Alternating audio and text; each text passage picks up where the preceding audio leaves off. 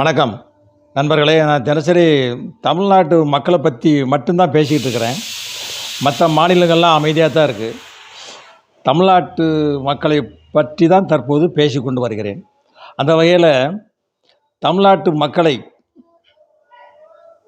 சீரழிக்கும் cinema துறை, அரசியல் துறை, ஒன்று நடிகர்கள்லாம் பல லட்சம் கோடி பல ஆயிரம் கோடி வருமானம் வருதுன்னு பெருமை பீத்துறாங்க.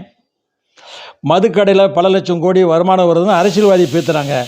இதனால் மக்கள் எந்த அளவுக்கு பாதிக்கப்படுகிறார்கள் என்பதை தினசரி எல்லோரும் பார்த்து வருகிறோம்.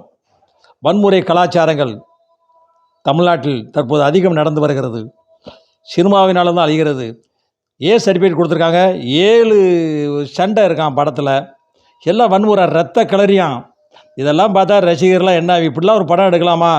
இந்த கதாநாயகனுக்கு தெரிய வேண்டாமா? கோடி கோடியாக சம்பாத்தியம் பண்ணுறீங்களே, இதெல்லாம் கொண்டு எங்கே கொண்டு கொட்டுறீங்க? தொழிற்சாலை ஆரம்பிக்கணும்னு சொல்லி வெளிநாடு போகிறாரு முதலமைச்சர்.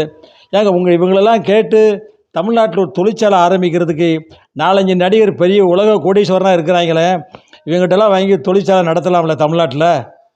இதுக்கெல்லாம் வழி இல்லை. சும்மா உட்காந்து கூலி பணத்தை பார்த்து மக்களுடைய கூலி பணத்தை எல்லாம் கொள்ளையடிக்கிறது மதுபானத்துலேயும் சினிமாலையும். இதெல்லாம் ஒரு பெருமையாக பீத்துறீங்களா தினசரி அப்படின்னு மக்கள் கேட்க சொல்கிறாங்க. கேட்டேன். அடுத்த வீடியோவில் வரேன்.